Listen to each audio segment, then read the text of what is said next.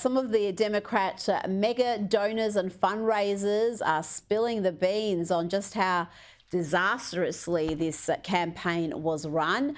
Let's hear from John Morgan here, saying that Trump's 18-year-old son Barron outsmarted the entire Kamala Harris team. It turns out that Barron Trump, who looks like a runway model, was telling his father, you need to go on podcasts, you need to go on Joe Rogan. You know, he was 3 hours late to a rally because he was doing Joe Rogan because that was so important. So Barron Trump is a lot smarter than everybody in the Harris. And John Morgan has also said the manner in which Kamala wasted donors' money means she can never run again. $900,000 to put her face on the Sphere in Las Vegas. In the Sphere, the ego, the crazy, the commissions. I was at the White House for a dinner Friday night, talking to a lot of people, and I'm telling you, man, there's a lot of whispering. There's a lot of names about who got paid this and who got paid that, and a lot of people got rich on the back of donors trying to stop Trump. And I think this disqualifies her forever.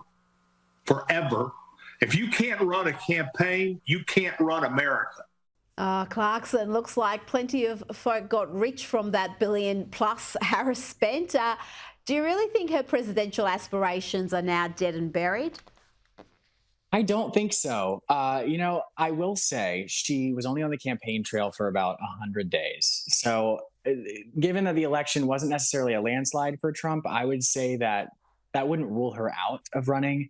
But that price tag is very big. So I think two things can be true at once. I think that her presidential aspirations aren't gone. I don't think they're hopeful. They might want to start looking into other politicians. But I will say, you know, somebody's got to look into where those funds went and who was making those decisions, because that might not be Kamala's fault, but something was going on there for sure.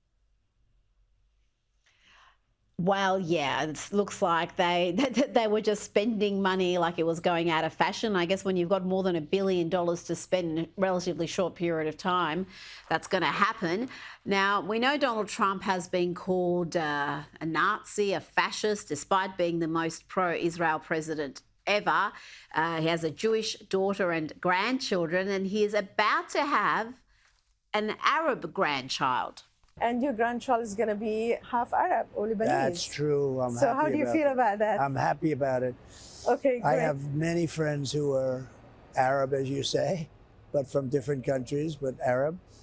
And I'm very happy about it. They're smart. They're very warm people. It's a shame what's happening over there. Clarkson, Donald Trump's youngest daughter has married a American Lebanese man, and his father, who's a businessman and a peace advocate, Mossad Bullis, has now been appointed as Trump's Middle East advisor. What do you think about this, keeping it in the family, and this appointment that Donald Trump's just announced? Well, you know, I think this is a trait of Trump that we all know. He likes to be surrounded by people that are very loyal, and that could be a good thing or a bad thing. I think in this case, you know, if you want to drain the swamp, you don't put the swamp back in it. So what I'm really hoping is that he drains the swamp and then he builds on it. And I think that his cabinet picks are evident of that.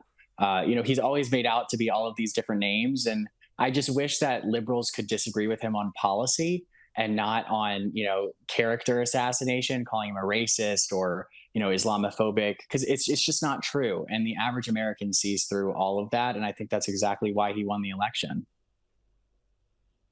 Yep, they cried wolf too many times, Clarkson, all those slurs, racist, Nazi, fascist. No one believed it. No one believed the manufactured stories anymore. Clarkson Lawson, thank you so much for your time tonight. Thanks for having me.